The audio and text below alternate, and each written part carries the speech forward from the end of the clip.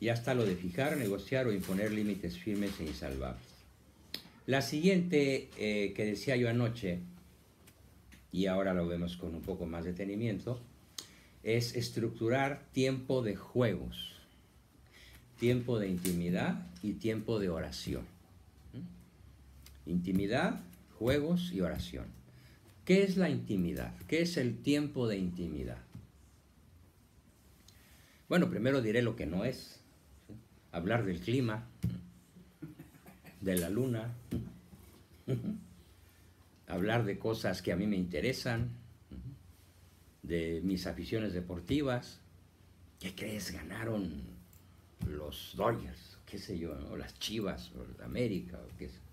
Hablar de mis gustos no es intimar.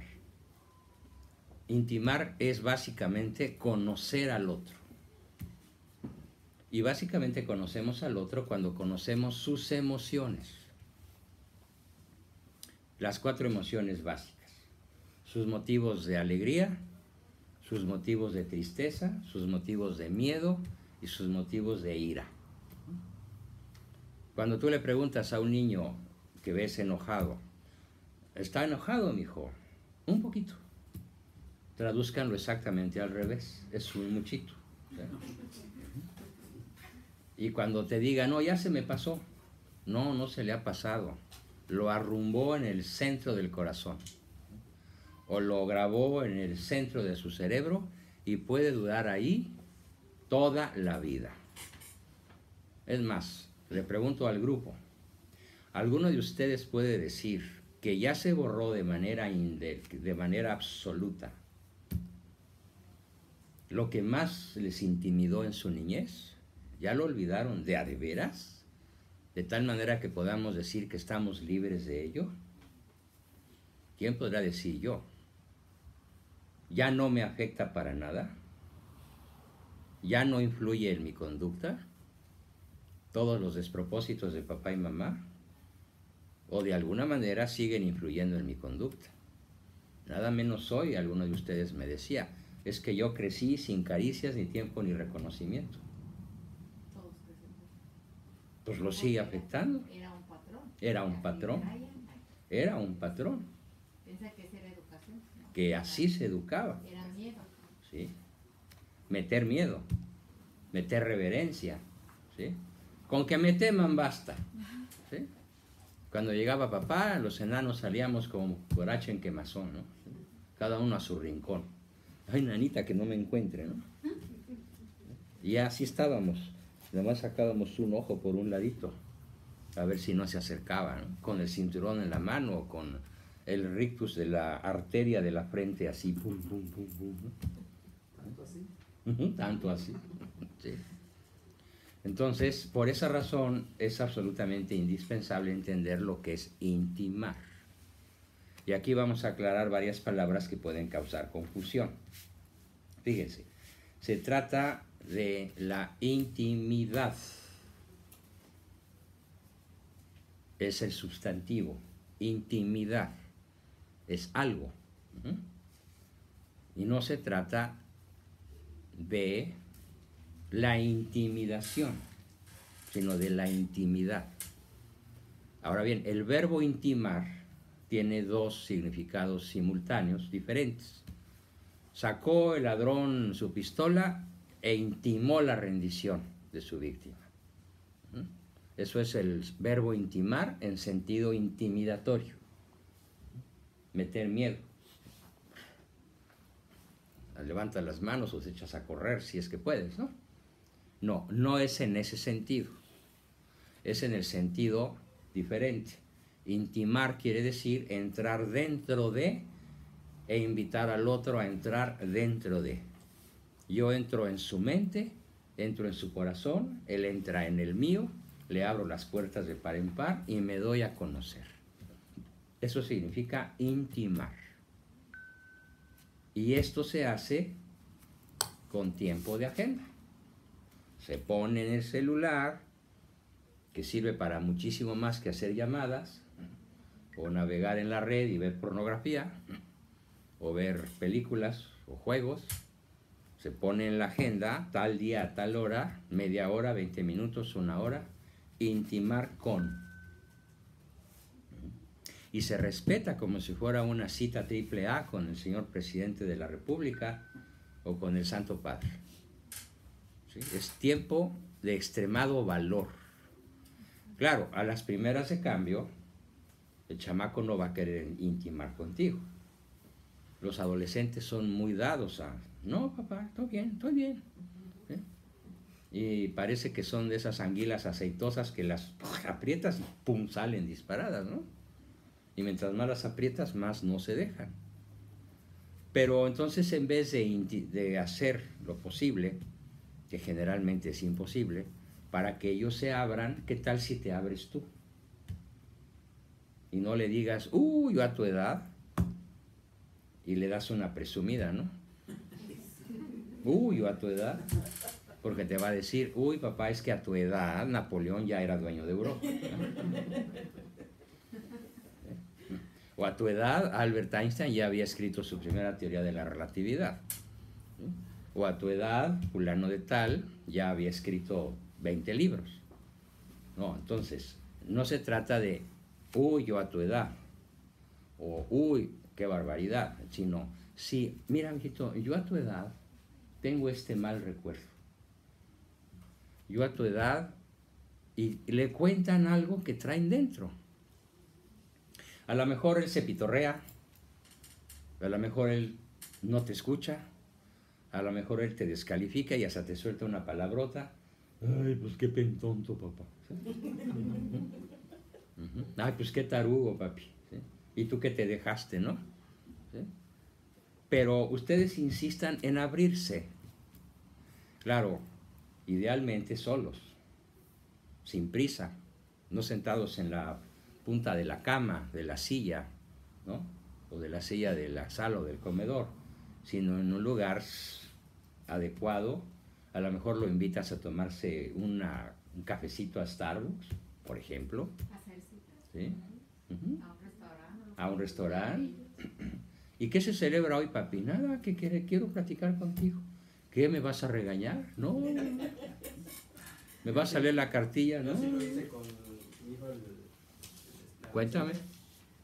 Él todas las mañanas salía temprano, a las 6:30.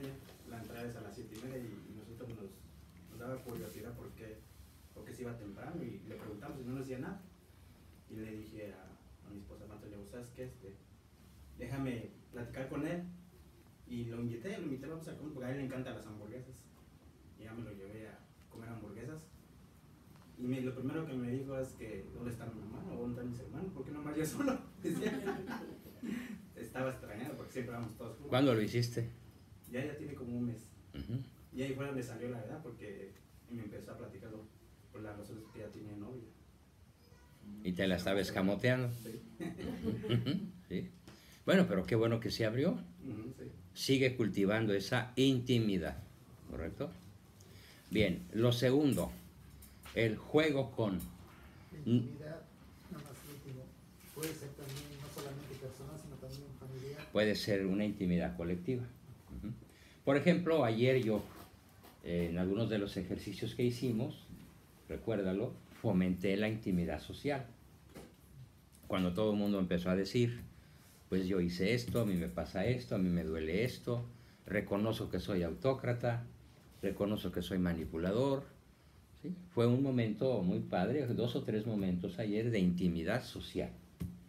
Puede haber intimidad parroquial, puede haber intimidad de un equipo deportivo, puede haber intimidad familiar de algunos o de todos los miembros, y puede haber intimidad conyugal o puede haber intimidad mixta, donde están tú y tu esposa y 1 o 2 de los chicos, ¿no? La intimidad no es necesariamente 2 en secreto, es cualquier variante que se les pueda ocurrir, y mientras más se extiendan el proceso de intimidad, es mayor. Bien, entonces el verbo correcto es intimar, abrirse, para facilitar la apertura del otro. Dentro de este mismo concepto es el juego, el tiempo de juegos.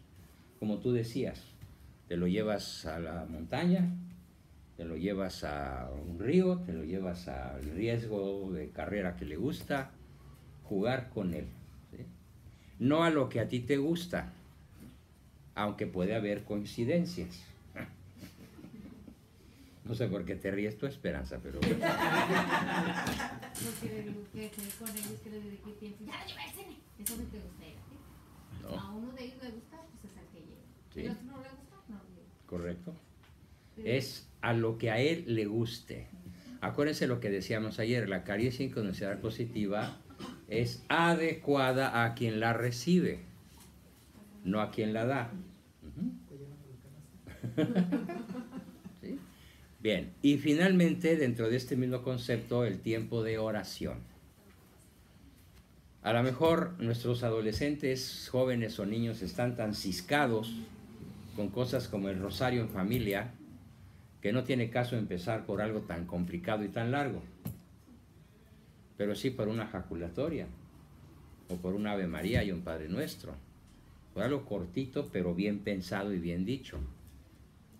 Y poco a poco, si tú te vas vinculando con tu hijo, es probable que un día vea en ti el rostro de Dios, pero no antes de una vinculación afectiva que él considere que ya es irrompible. Y entonces podrás hablarle de Dios y te podrás seguir a la iglesia con gusto. Por esa razón, los padres suelen ser, en la inmensa mayoría de los casos, los causantes del ateísmo práctico de sus hijos, porque no se ha fomentado esa vinculación. Yo les puedo platicar, tuve una niñez particularmente tormentosa, en un seminario en donde conocí todos los abusos que ustedes se puedan imaginar en las peores novelas de terror. ¿Y por qué yo jamás perdí mi fe? Porque había un vínculo tan poderoso, tan intenso, tan profundo con mis padres, aunque estuvieran a 400 kilómetros de distancia y aunque yo no los vi durante 2 años, el vínculo era tan profundo que yo no pude pensar de otra manera distinta más que como lo que era un niño cristiano, independientemente de que los adultos que yo conocía pues muy bien hubieran podido ser ateos, árabes o perversos, pero cuando el niño ha logrado cuando los padres han logrado formar ese vínculo con sus hijos, la fe se mantiene. La fe puede estar sometida a las peores pruebas, en la adolescencia, en la juventud, en cualquier momento de la vida. Pero si el vínculo es fuerte y saludable, la fe no se va, porque está en la parte íntima de la personalidad del niño. Pero cuando no está el vínculo, pues créanme que lo primero que se cae es la fe. Y se caen la fe, las virtudes, se cambian los valores, se vuelven materialistas, les interesa nada más el dinero, el antro, la música, la diversión, y cuando decimos música, decimos ruido.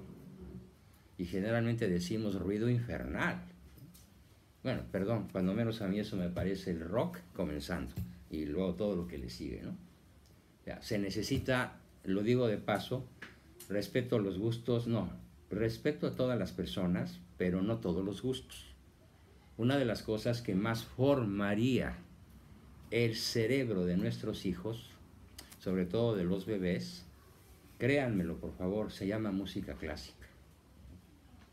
Bueno, ¿cómo ven que hasta las vacas producen mucho más leche cuando escuchan a Mozart? Sí, porque habían dicho. ¿Sí?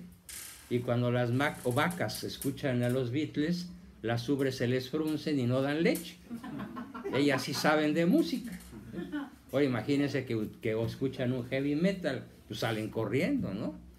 Y rompen el cordel o entran en pánico porque su cerebro de alguna manera está hecho para disfrutar, ¿sí? Percibir lo que casi ya ningún humano disfruta y percibe, que es la armonía equilibrada de la música clásica.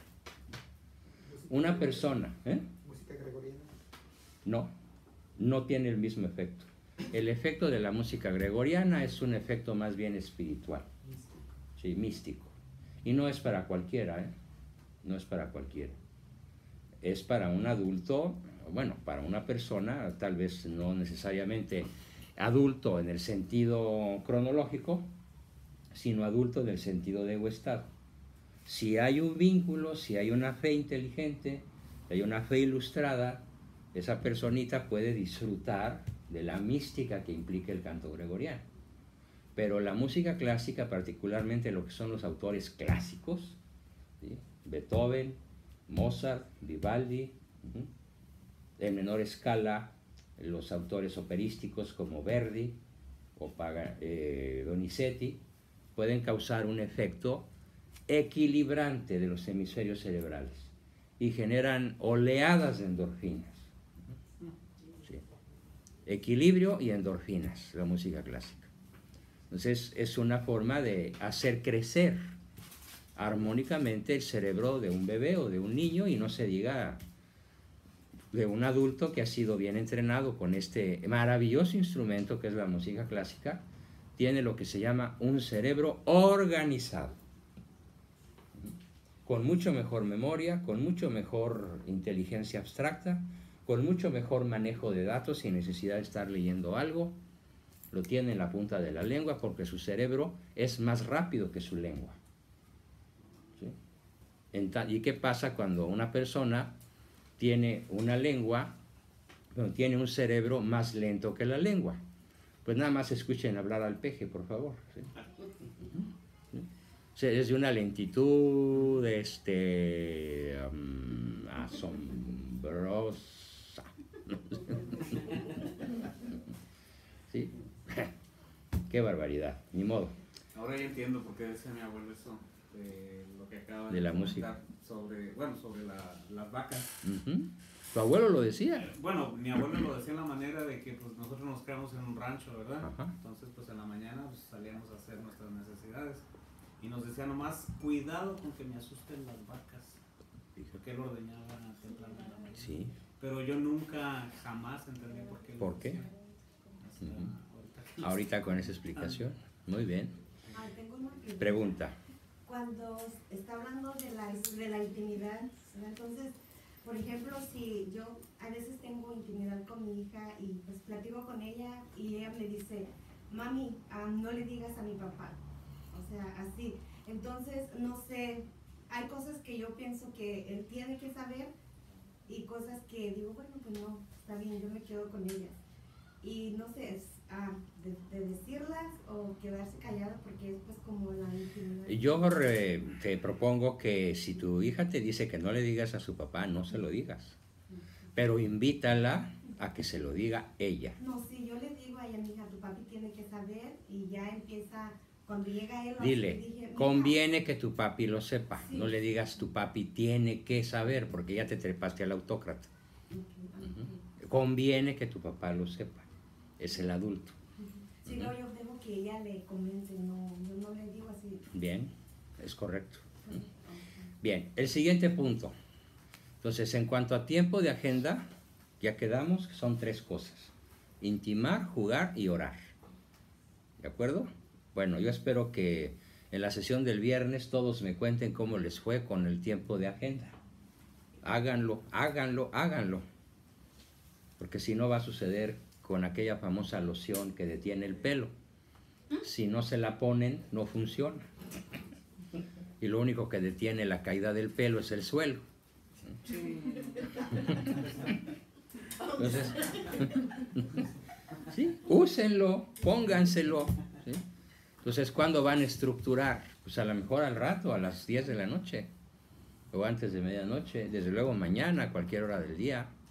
De tal manera que cuando nos veamos mañana, muchos de ustedes hayan hecho tiempo de agenda con su pareja, con su hijo X. Mientras más conflictivo, mejor. Mientras más anguila voladora, mejor. Bien, el siguiente punto lo dije al principio de la sesión como repaso, pero lo profundizo, y es el de dar reconocimiento y reforzamiento a las cosas que hacen bien, mucho más que fijarnos en las cosas que hacen mal o en las cosas que no hacen, entonces las dejan de hacer. Ya quedamos que el reconocimiento es una de las 3 fórmulas, una de las 3 moléculas de la fórmula nutricional básica, proporcionar un reconocimiento. Aquí vale la pena aclarar un tema apasionante, que es ¿qué hacemos en lugar de reconocer? En lugar de reconocer, lo que hacemos se llama descalificación, cuya traducción al inglés es mejor que en español. La descalificación se dice knockout. Así, knockout como en el box. Cuando tú descalificas a un niño, a tu pareja, a una persona, literalmente Cassius Clay a los 20 años lo está noqueando. Así. Los efectos de una descalificación son peores que cualquier otra cosa. Una caricia negativa es muy mala y tiene efectos muy tóxicos. Pero hay algo peor que una caricia negativa.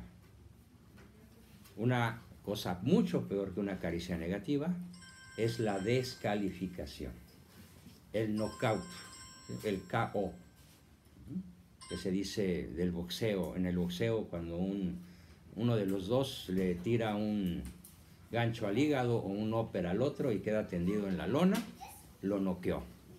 Entonces, la descalificación noquea a la persona que la recibe. Voy a poner algunos ejemplos de descalificación. Les cuento uno que yo vi a unos cuantos metros de distancia, porque la descalificación la hizo un vecino mío. Bueno, pues estaba yo podando el pasto de mi jardín, es uno de mis hobbies, la jardinería, y mi vecino salió y su esposa se asomó por la ventana y le dijo: mi amor, ¿vienes a comer? Y entonces él volteó y le dijo: pues a ver, déjame pensarlo. Y se acercó a su coche. Y ya que estaba a punto de abrir su coche, volteó y le dijo: viéndola bien, sí, sí vengo. A ver si me haces tan buena tú, no lo creo, pero bueno, a ver si me haces tú tan buena la sopita que me hace mi mamá. Primer knockout.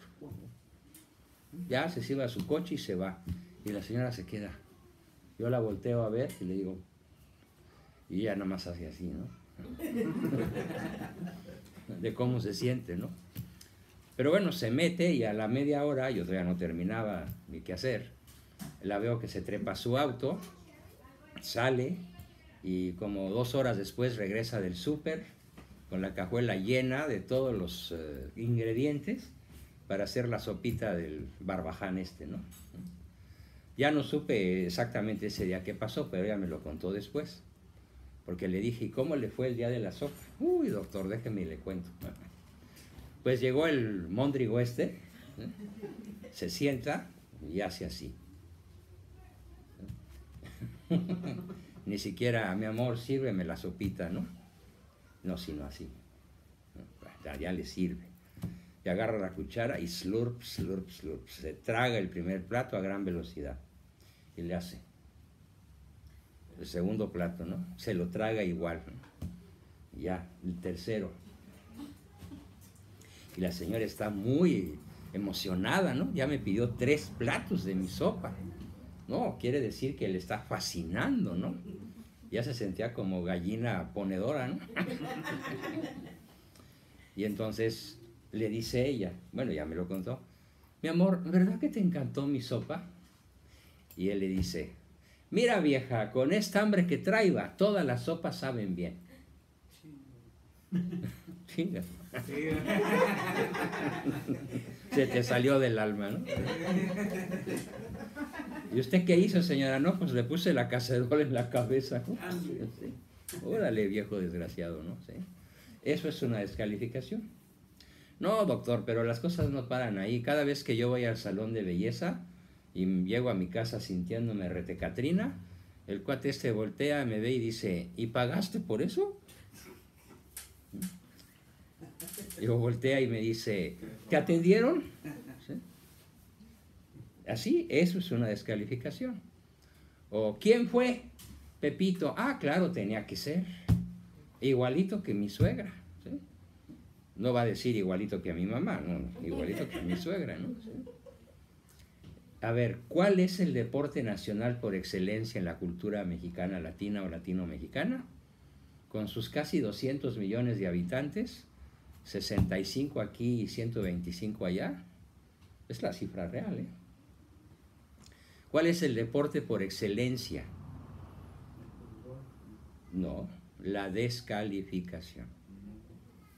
Pasarse la vida pitorreándose del prójimo, criticando al prójimo, descalificando al prójimo, noqueando al prójimo, ironizando al prójimo, sarcasmeando al prójimo, ¿sí?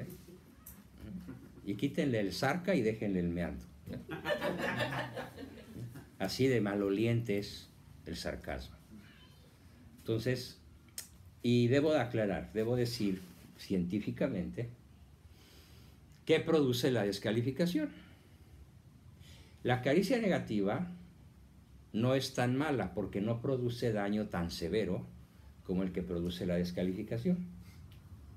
¿Qué produce una descalificación? Sobre todo cuando es continua. Y yo conozco aquí en este grupo, nomás no voy a decir su nombre, a menos que ella lo quiera decir, personas que se pasaron los últimos 10, 15 o 20 años de su vida siendo descalificadas las 24 horas del día por su pareja. ¿Para qué lees burra? Si lo mensa no se te va a quitar. Lo taruga no se te va a quitar. ¿Para qué vas a la iglesia si lo pecadora no se te va a quitar? De todas maneras te vas a condenar. ¿Y para qué esto? ¿Y para qué lo otro? ¿Y para qué lo demás hay? Siempre friegue, friegue, friegue, friegue. Descalificación tras descalificación. Cuando yo conozco el asunto, le digo a esta persona, lo único que te queda por hacer es, como aquella famosa película, corre, Lola, corre. Sal corriendo, te vas a morir. Bueno, el asunto tuvo un final feliz y sí corrió.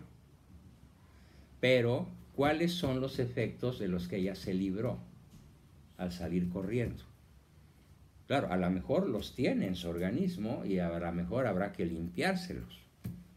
Pero eso lo sabré en un futuro. Los efectos de una descalificación, bueno, a ver, primero, los efectos de una caricia negativa es que genera toxinas. Pero los efectos de la descalificación es que destruye el sistema inmunológico. No es lo mismo. Las toxinas se pueden eliminar en el popó, en el pipí, en la transpiración, en el solo hecho de respirar profundamente. Eliminas toxinas cuando te dan una caricia negativa. Eliminas toxinas cuando lloras, por tristeza o por coraje o por miedo, lloras, te liberas de las toxinas que te está creando esa mala emoción.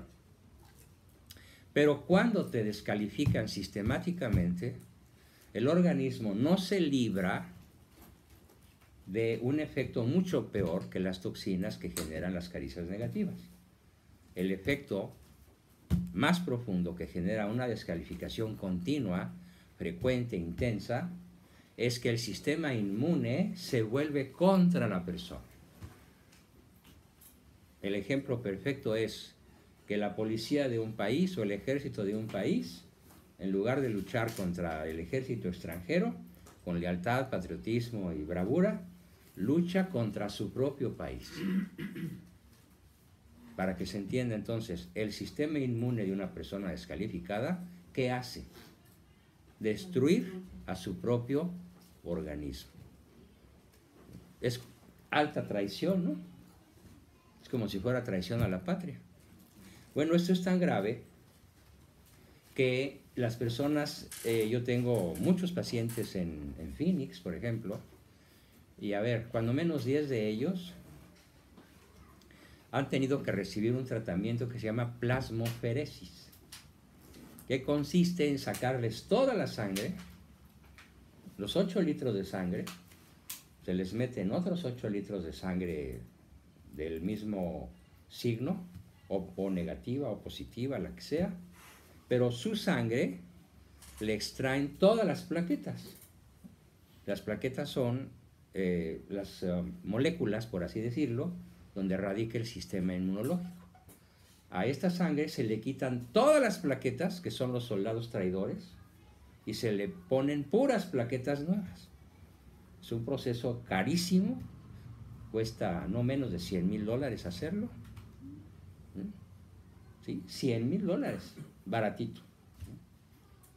No importa si es hospital privado o es hospital del Estado, alguien paga $100,000 por una plasmaferesis. Se vuelven a meter plaquetas que no estén dañadas, todas nuevecitas, se empieza a extraer la sangre provisional, se mete la sangre propia y el proceso termina.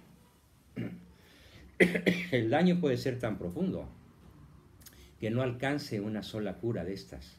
Pues otros 100,000, ¿no? Para salvar la vida. Esto provoca la descalificación. ¿Cómo solemos descalificar?